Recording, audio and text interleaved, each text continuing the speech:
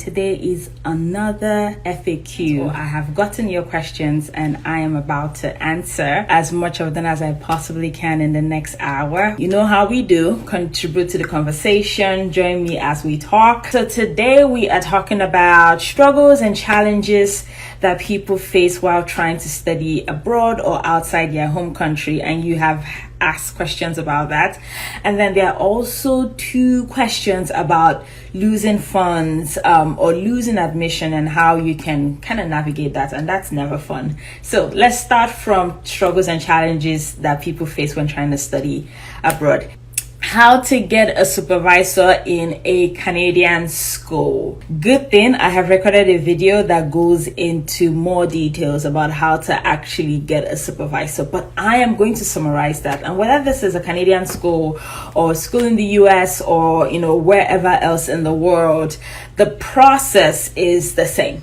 Now, if you're watching this and you're thinking that I'm going to share some shortcuts or like an easy way around this, no, you still have to do the work, okay? So sit tight, let's talk about it. Now, when you are applying as a graduate student, thank you for the love I'm getting. When you're applying as a graduate student, one of the things that can increase your chances of both getting admitted and getting funded is getting a supervisor, right? Now, this could be in form of somebody who can actually mentor you in the program. So meaning that, for your thesis or your research, this person would actually guide you to complete it.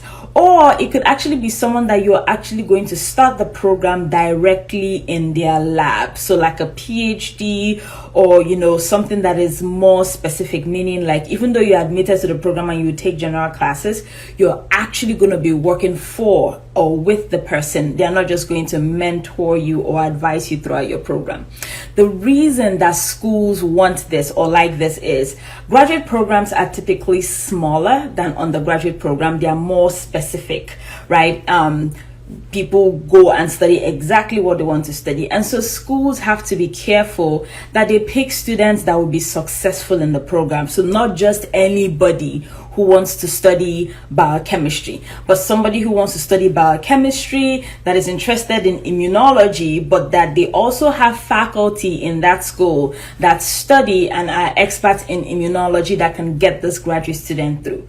And so sometimes even when you are a great student, 4.0s or 5.0s, depending on what country you're from, or you have like a blazing GRE score, if you don't have a mentor that you have identified or supervisor, they won't still take you. All right, so now that I've given you kind of a general overview of why you need one, how do you get one?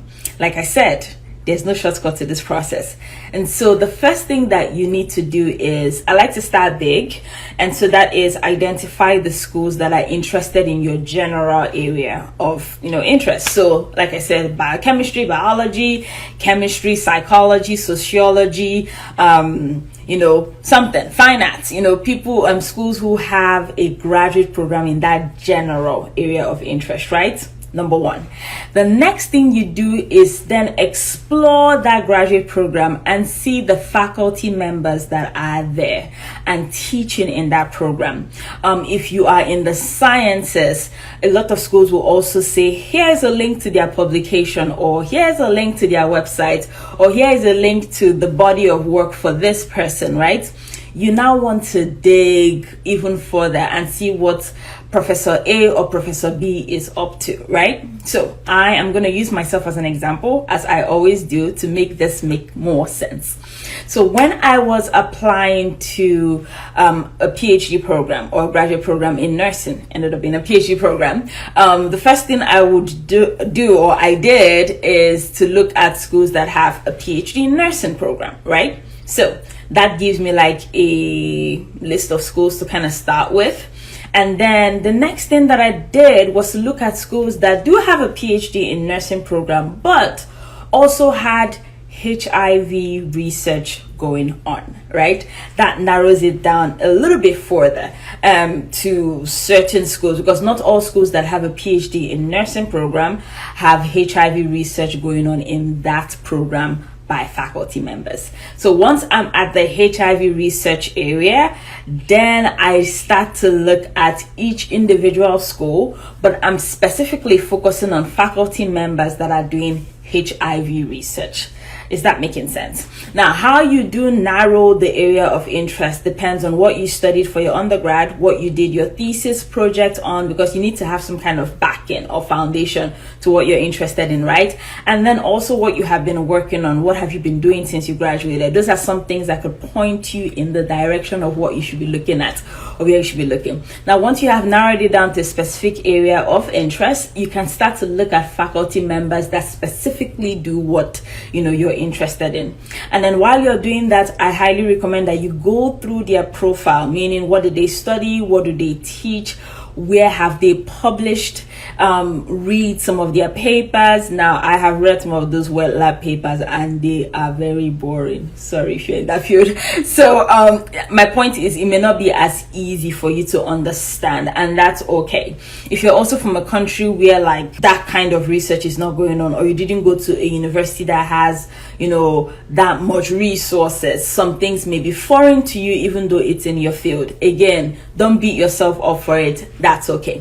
Now, once you have gotten that far in identifying faculty members doing what you're doing, you've read their work and their paper, this is when you then select faculty members you're going to reach out to, or professors you're going to reach out to, right? You're going to reach out to them via email. Don't write a dissertation or a thesis in this email. Keep it such short and simple. Hey, Professor or Dr. XYZ, my name is this, I am from this, I studied XYZ, I'm interested in doing a graduate program at the University of XYZ, and I would specifically like to work with you or have you as a mentor or supervisor during this graduate program. Paragraph 1. Paragraph 2, you go ahead and talk about the reason for my interest in this is because, I studied XYZ, I have worked in XYZ, my skills are in XYZ, my experiences are in XYZ, and I believe that I would contribute meaningfully to your lab or to the work that you do or to your project or, to what's going on with you. Third paragraph. Specifically under what you're doing, this is Professor XYZ, right? I would like to do XYZ, right? Your own specific interest, right? So if I wanted to do HIV testing among young people, which is what I did, even though I'm emailing somebody who is doing HIV research more broadly or HIV research among young people more broadly, I'm interested specifically in HIV testing, right? And so the professor is reading this thinking, okay, this person has given this some thought. They know what they want to come and do with me, or they have at least started to think about what they would possibly be doing with me when they come to this university.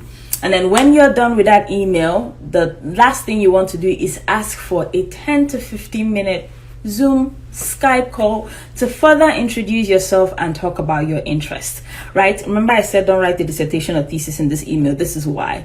Because you want to save, you want to give them enough that they are intrigued and interested, and you want to offer them, some kind of get to know me better. See, I'm amazing. See whether you consider me in a 10 to 15 minute Zoom call.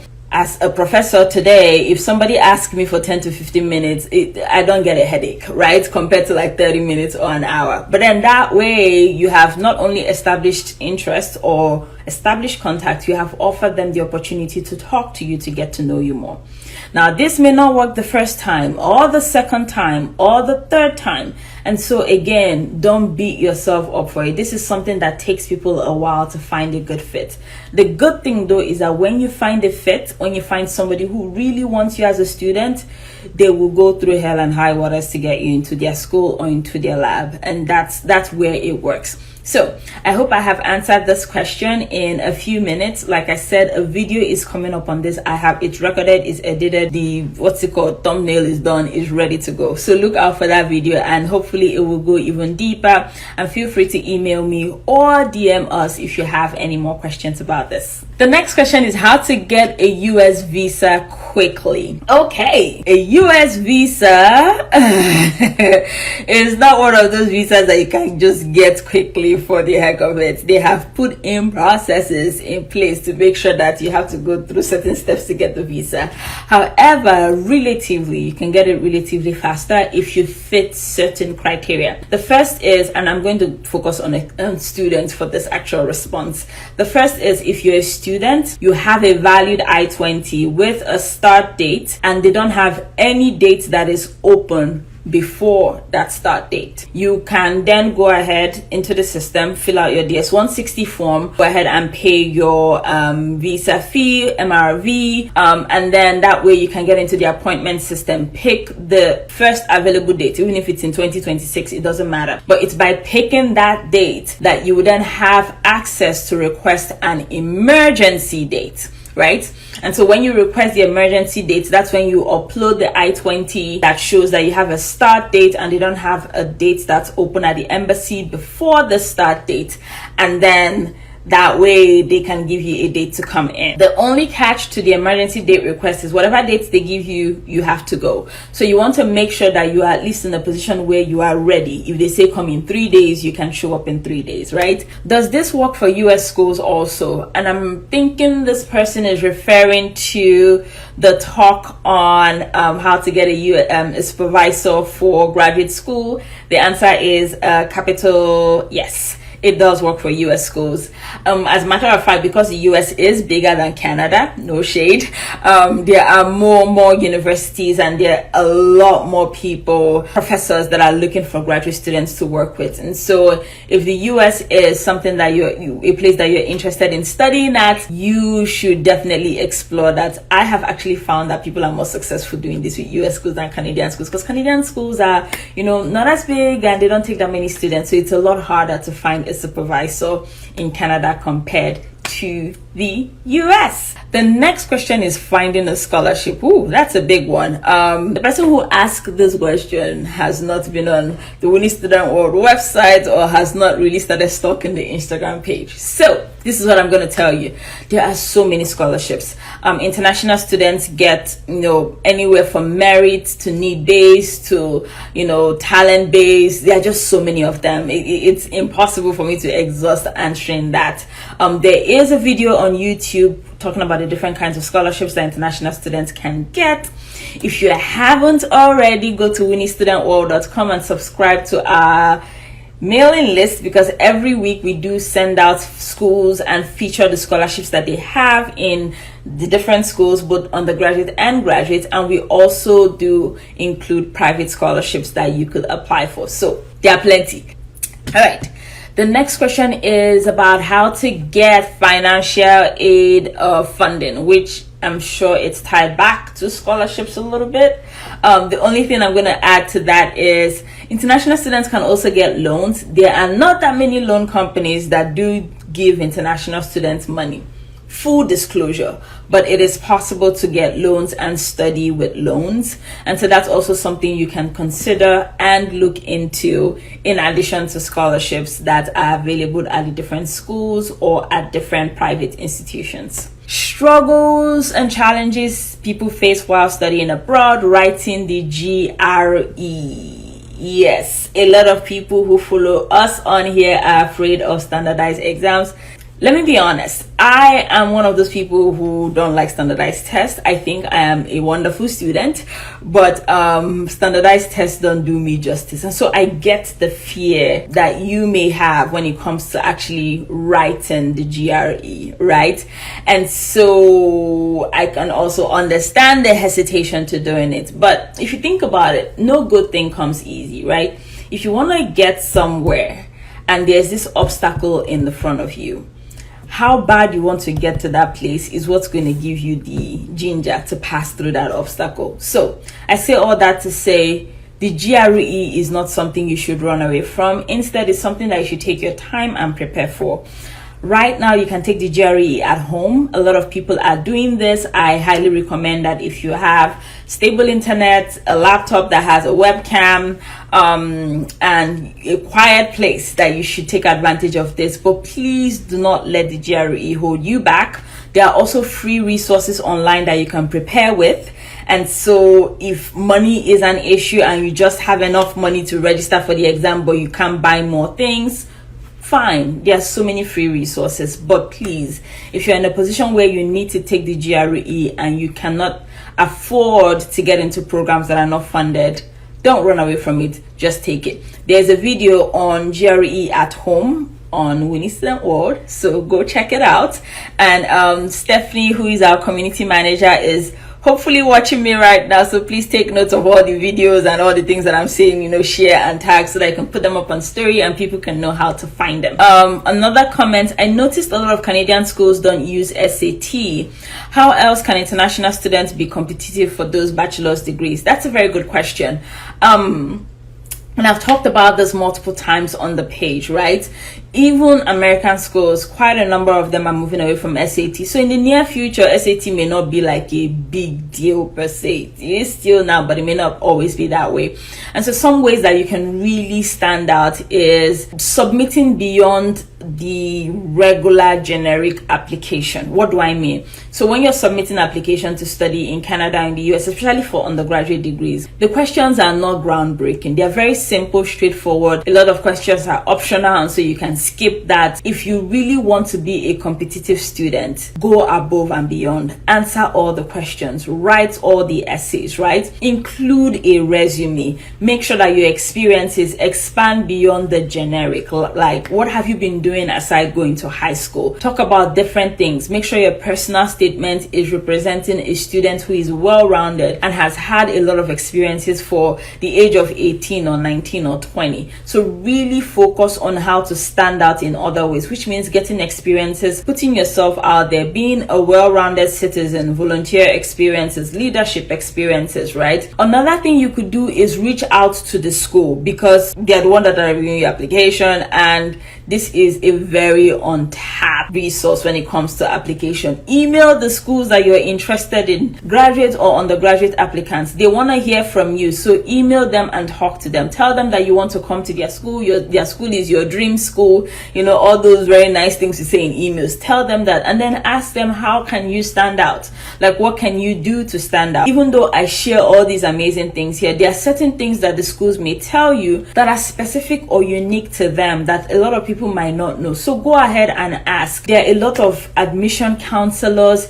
There are a lot of diversity and inclusion recruitment specialists or people at schools that have meetings with applicants throughout the application cycle. What are you doing? Reach out to those people, schedule meetings, talk to them, get FaceTime, let them know you're interested, let them know that you need an edge to get into their program, and they will tell you how to stand out. They want you to succeed, so they will tell you how to stand out. So if you haven't been doing that already, reach out to schools. They want to hear from you, while again improving yourself beyond standardized course, which means get out of there, get your hands dirty, be active in school. Don't just go to school and get good grades. Be a well-rounded person. Yes, we just put some companies that do loans. He is very correct. Prodigy Finance and Empower, they are companies that do give international students loans. Another comment, a prof in the university has sent an email to us, said he will mentor me if I get the admission and the scholarship. Should I take it?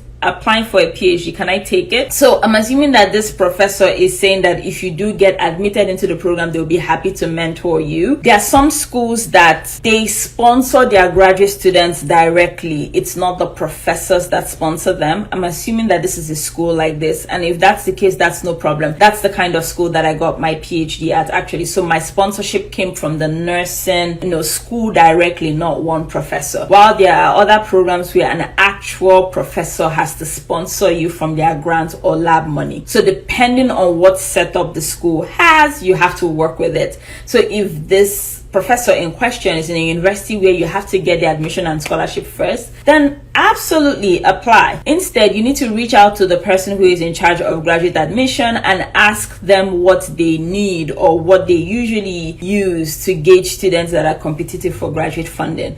But it is not a bad deal at all. Again, it doesn't hurt. So if you get it, you already have somebody to sponsor or mentor you. And I remembered, include this professor in your personal statement and say you have already reached out to them, your work aligns with their work, and that you are excited to work with them and they have also said the same about you.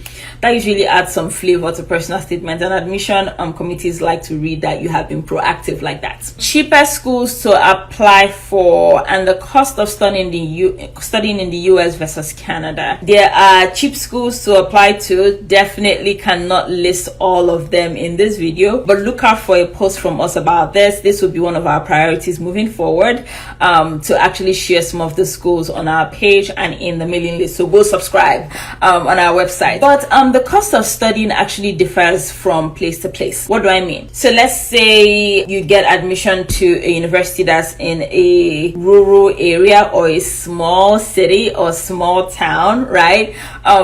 The cost of living there, maybe even the cost of going to school there, will be relatively lower compared to going to school in New York City, right? Or going to school in Miami, or going to school in what's another popping city in the US, Chicago, or if you're in Canada, going to school in Toronto or Ottawa. So there are multiple factors that you have to pay attention to when you are applying to study, and look at that cost, right? I am a very big advocate for not putting all your eggs in one basket. So don't apply to places where the cost of living or the cost of going to school is going to be very high and draining, especially if you don't get a full scholarship or you don't have everything paid for. But if your dream city is to live in LA, sure, include one school. Just don't make all the schools that you apply to be schools in LA. But cost of studying varies from school to school. Cost of studying or cost of living also varies from city to city. It is important that you pay attention to that and actually look at that when you are applying to schools. I'll give you another practical example. The place that I did my undergrad education, a very small city in South Carolina. Way back then, you could get an apartment, a 1-bedroom apartment, for like $300. And I think I also know somebody who got like a two-bedroom apartment with a balcony for like 500 and something. Now, please don't convert this to your country's currency because you might pass out. This is actually pretty normal in the US.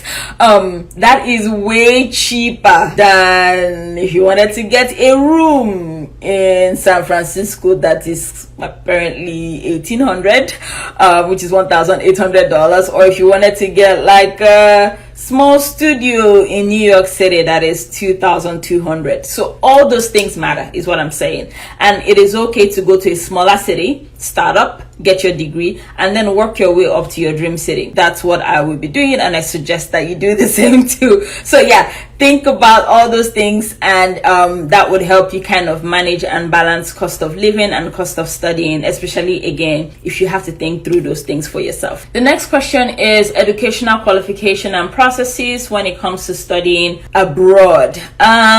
This question is quite broad and vague. I am not sure of exactly how to answer it, but I will say that every program, every school has different requirements, things that they will need from you. So look at that. I feel like when schools list their requirements, it's like a cheat sheet for what to include in your application and what to include in your experiences. So don't turn a blind eye to that. A lot of people have reached out to me and said they had, a diploma, or, if you are in Nigeria, HND, an equivalent of that in other countries that, I have read and seen your email and your questions.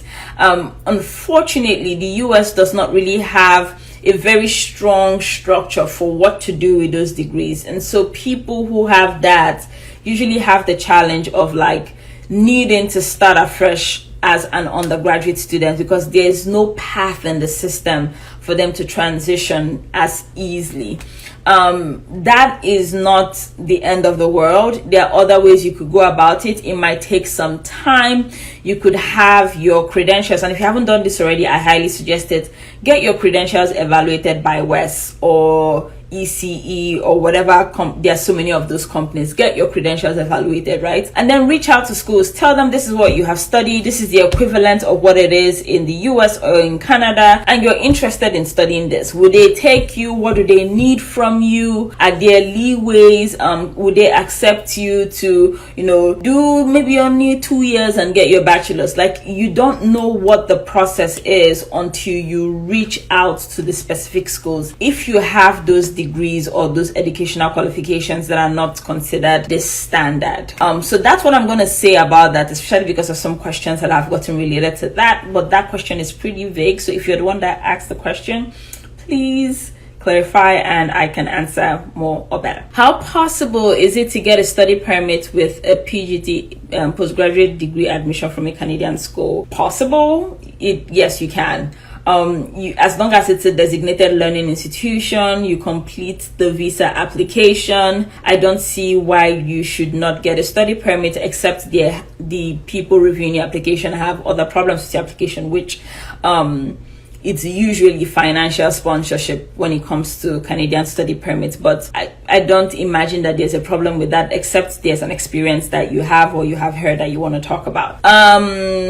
Postgraduate diploma, so like a HND. I'll come back to that. Is it true that West course by course evaluation increases Nigerian grades? I would not say an emphatic yes. I have seen situations multiple times when people have gotten GPAs in Nigeria that I'm very nervous about, and then after the West course by course evaluation, they look better on paper than I previously imagined. So I have seen situations, but I don't know what happens behind the scenes. So I can't say, oh, if you get like a 2.0 or a 2.5 out of 5, as long as you do West course by course evaluation, you will get a 3.0. That's not true. So I don't know that for sure, but I have seen cases where people have looked better after a West evaluation compared to how they looked with a Nigerian transcript. So I have seen cases like that. I can't see an emphatic yes, it cures all your D's and F's or E's, but I have seen cases like that. If you do already have a bachelor's degree, a postgraduate diploma, why are you going for a postgraduate diploma? Why not go for a master's or a PhD? All right. Moving on. The next question is, what do I do when I lose funding for my schooling abroad? That's a big one. Okay. So there are multiple reasons that this could happen. Some people get scholarships, and in the letter, the school says that this scholarship is available as long as funds are available. So meaning if they restructure their budget and they are cutting down on scholarships, sorry. Right? Some other people have situations where they drop below the GPA requirement for that scholarship, and then they lose it, or they do something in school that they're not supposed to do, and then they lose their scholarship. So it happens, and it honestly, it just sucks. And I'm so sorry if you're going through this, and to the person who asked this question.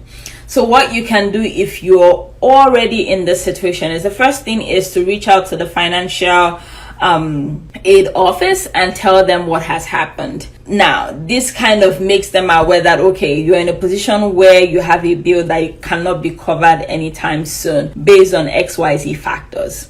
When you do this, they may also let you know what is currently available to deal with situations like that you may not have been previously aware of. So that's option one. The next thing to consider doing is to apply for an institutional loan. So a loan directly from the university, if you belong to a university that does that.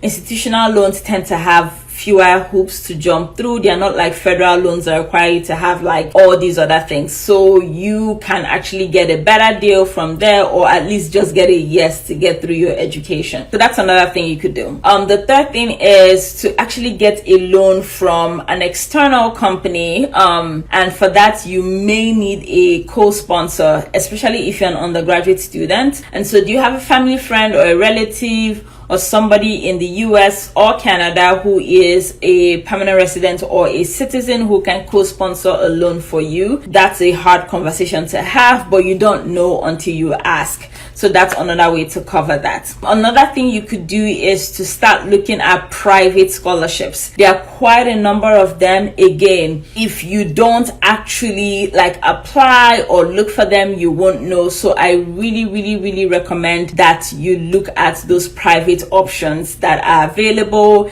Again, like I said, we email those every week to people who are subscribed to our newsletter. So I encourage you to, sign up for that, but also take your time and look at other private options.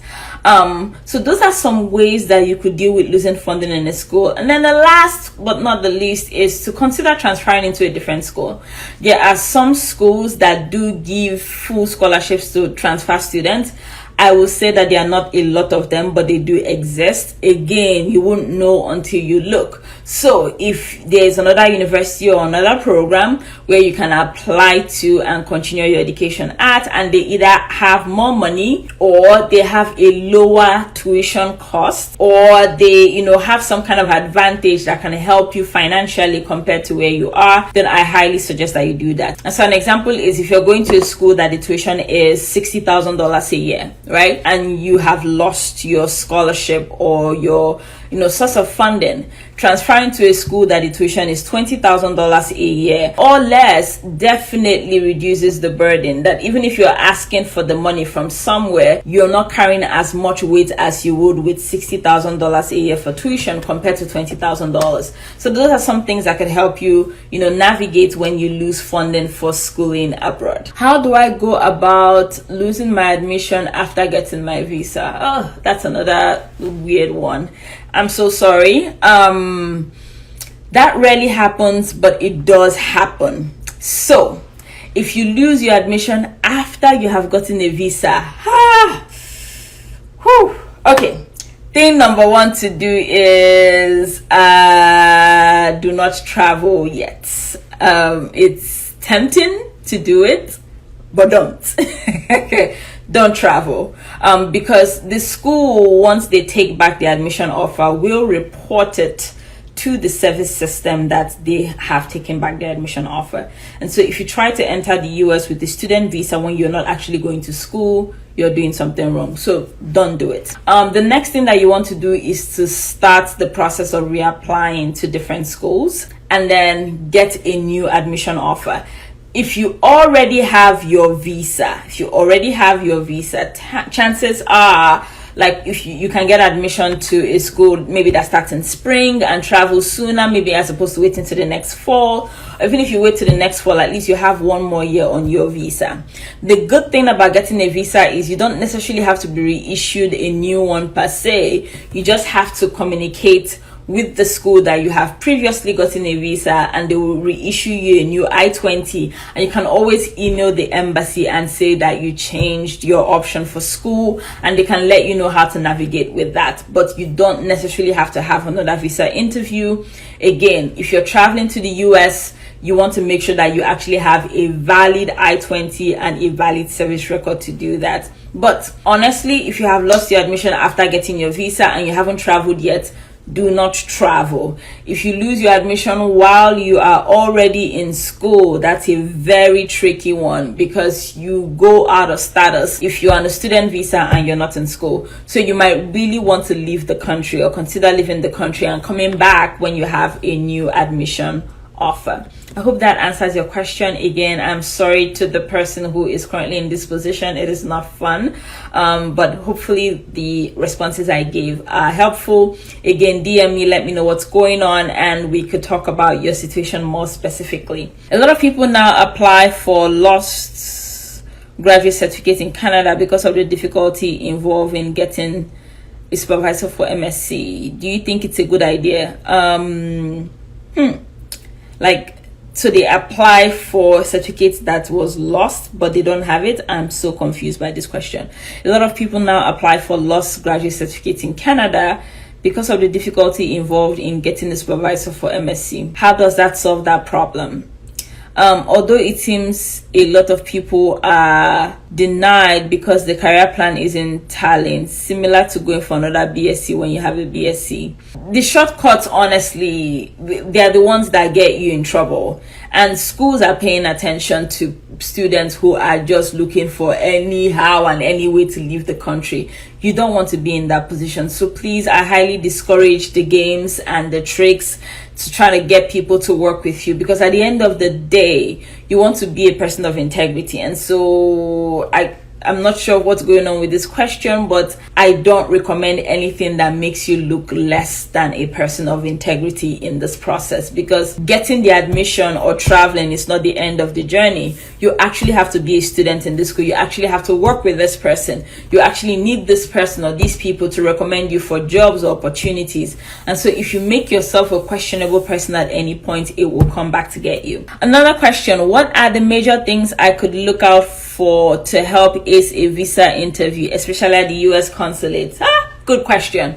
You need a mock interview prep. So if you haven't already, DM or sign up for that. But some general tips that can help you kind of get ready is: number one, get to know your school, your program, and what you're actually going to do. You don't know how many times people have gone there and they say, where is your school? They don't know. What state is your school? They don't know. Like, you don't want to be that person, right? So get to know actually what you're going to do and what you're going to study. Why are you studying that course, right? Not just some generic answer, but make it very personal. Talk about the things that you like, the things that you're passionate about, how the course will help you achieve that, and tie it back to your home country, because the student visa is a non-immigrant visa, and you want to actually show or prove to them that you will actually return after, or you're not a risk for illegal immigration. Okay, you're not a risk for illegal immigration. It's not like you can't come and decide to stay legally, but you don't want to look like some desperado that's trying to run away from the country at the time of the interview. The next thing that you want to do is to be confident, right? So practice your answers and your responses. Stay calm.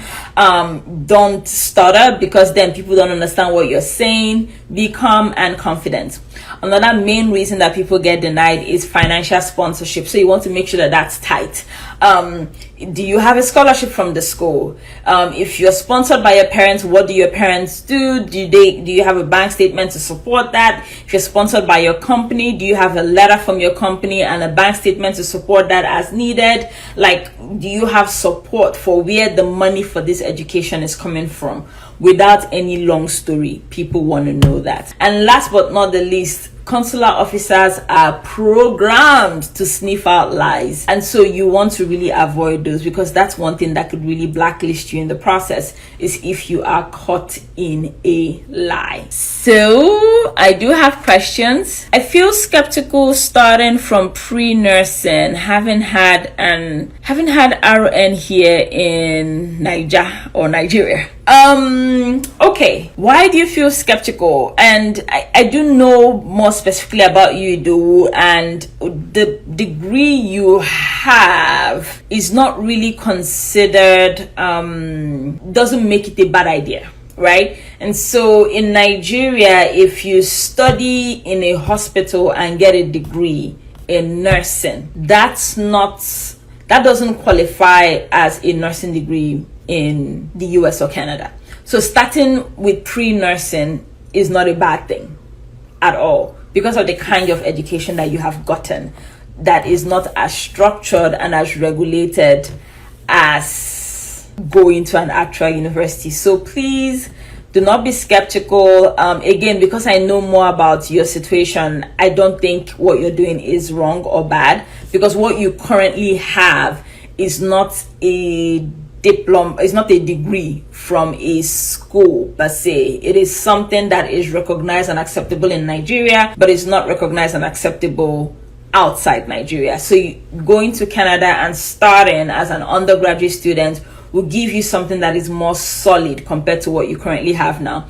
Instead, make that work for you. Embrace the experiences that you had as a nurse in Nigeria, and when you go to nursing school in Canada, use that experience to make yourself better and enrich your class. So don't see it as you're starting from behind or you're starting afresh. See it as you are already, a nurse, and this is just going to make you a better one. Let me look at questions again. RN diploma, but got pre-nursing admission in Brandon University, but I'm scared of being denied. Let's talk more about how you are wording some of the things in your application. Maybe that would help you feel more comfortable, because I think the only thing you want to point out in your visa application, if you haven't done that yet, so it's all about making sure that in that letter of intent, you're specific about the kind of education that you have had. You don't have a degree in nursing. That's the truth. You don't have it, right? Instead, what you have is something that is acceptable in Nigeria to practice a certain kind of nursing with. Even in Nigeria, you're not at the same level as people who actually went to a university to study nursing. And so what Canada is going to give you is a more robust, structured, well-rounded training that will add to what you have gotten from the hospital. And now you do have a diploma again. The hospital system in Nigeria, correct me if I'm wrong, is not as regulated as a university system. And so what you currently have does not even stand at the same level as a bachelor's in nursing. So you want to actually state that that's what you're going for and that's not what you currently have. So you're not repeating a degree, but instead you're going to the next level based on what you currently have. The next question is how to overcome denials. And I'm assuming this is a US visa denial, correct? Okay, full disclosure, I've said this 1 million times. I was denied visa twice and I got it on my third time.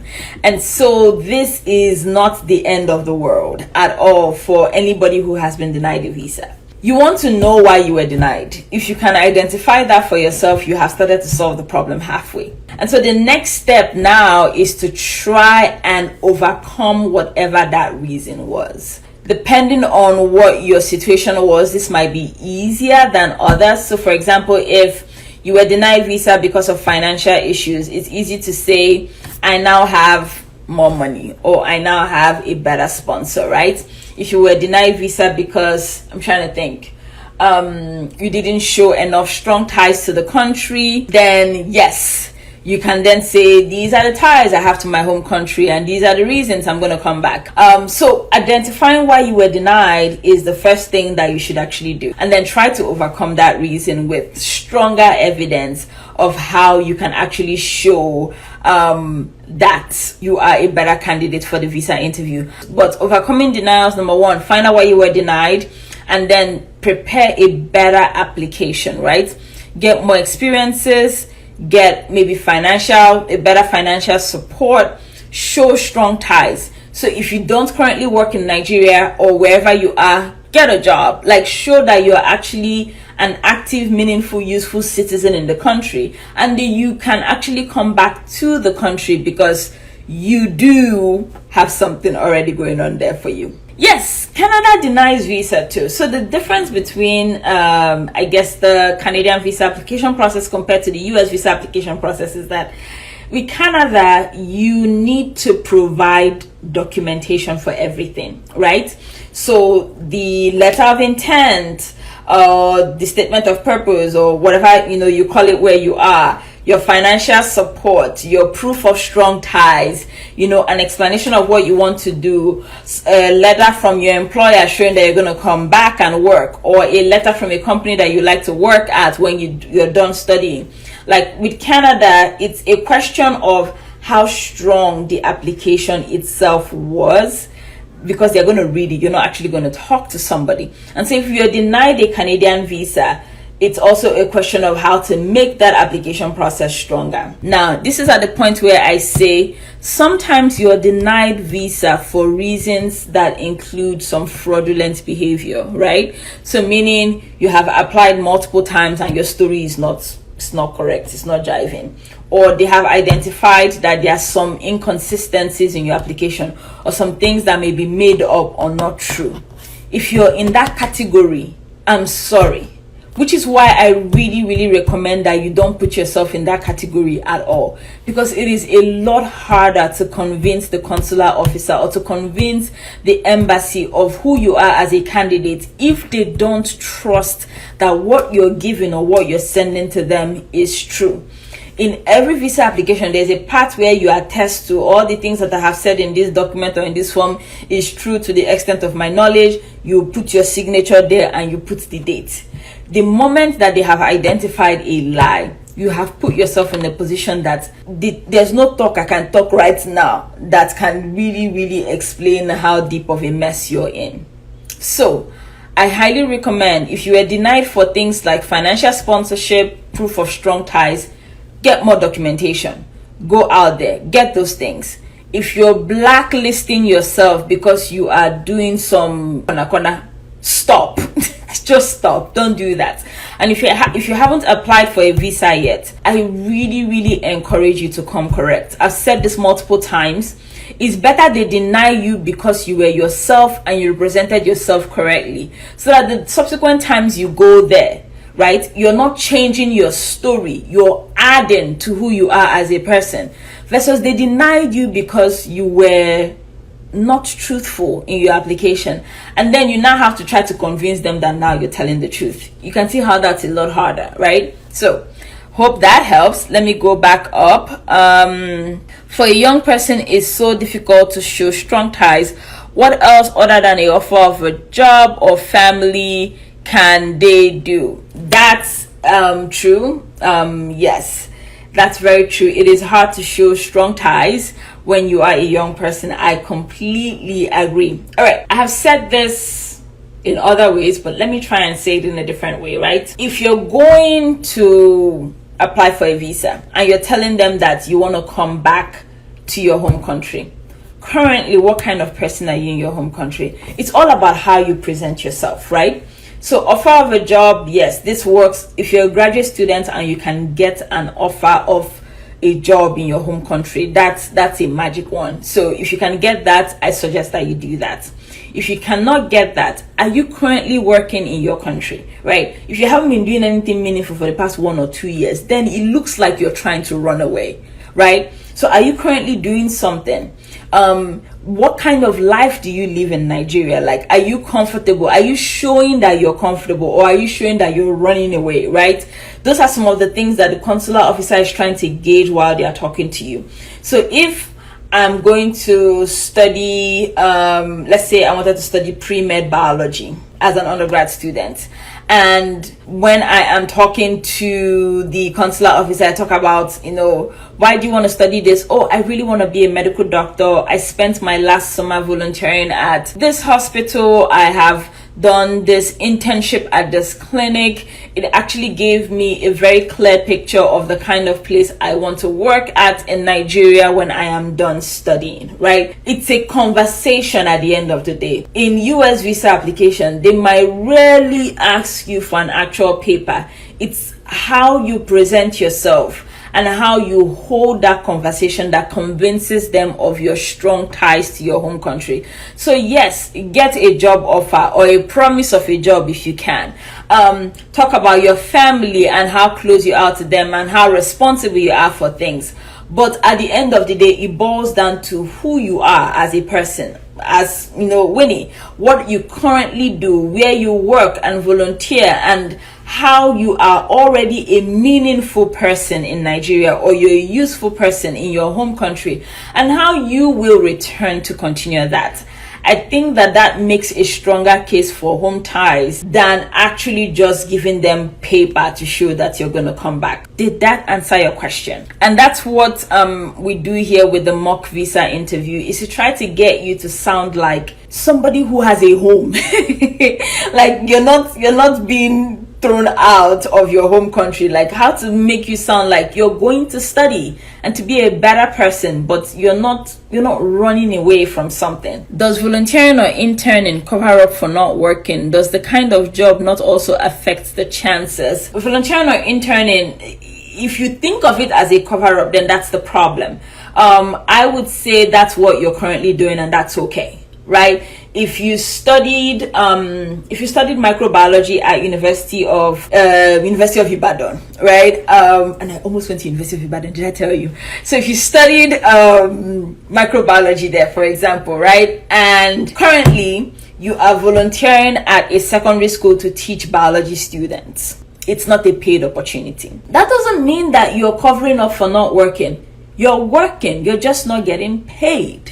Right? You are doing something with your time.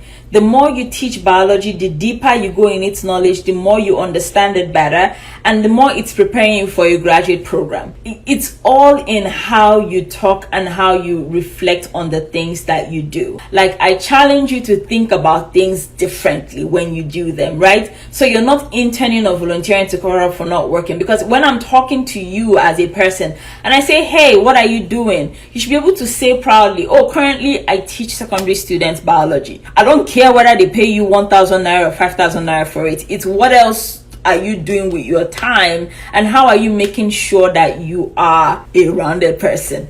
And it shouldn't affect your chances of anything. Again, it's all in how you represent your experiences and how those experiences represent you as a person. How do you prove ties for student visa when you're not in your home country? That's a good one. Like applying for Canadian postgraduate student visa from the US while working in the US. That's a good one. There are a few ways. So if you're not in your home country, I think you need to rely heavily on assets you do have there, your family, and your ties to that home country. I'm throwing a question back at you. If you're currently in the US, when was the last time you went home? Wherever home is for you, right? How often do you go home, right? How often do you relate with people at home? What is your relationship with people at home, for example? When was the last time you visited, or when was the last time you supported in a particular way, maybe financially or otherwise?